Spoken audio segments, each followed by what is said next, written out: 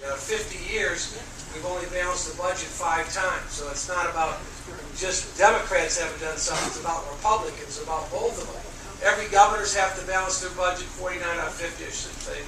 The county, the city, and we continue to spend money.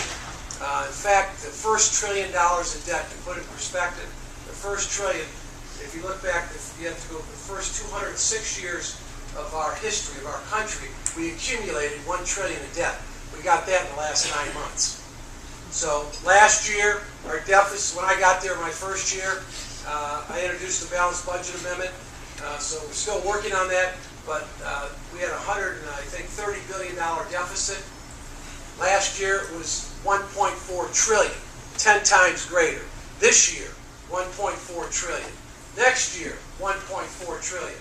And so we're closing in on 14 trillion in debt, and they're projecting $1 trillion deficits going forward. So if you look at 20 trillion in debt down the road a little bit, and it costs the money 5%, you've got $1 trillion of taxpayers' money in interest before you pay out one benefit to Medicare, Social Security, veterans, disabled veterans. So that's why it's so critical that we get our financial house in order. It was my biggest issue back then, and then it's kind of like an issue on steroids today, because they don't understand. Every business, some sheriff, anybody, if you don't have the revenues, you've got to start looking at ways to trim expenses.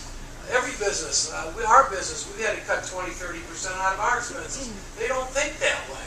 They don't even have a budget up there. So it drives me crazy.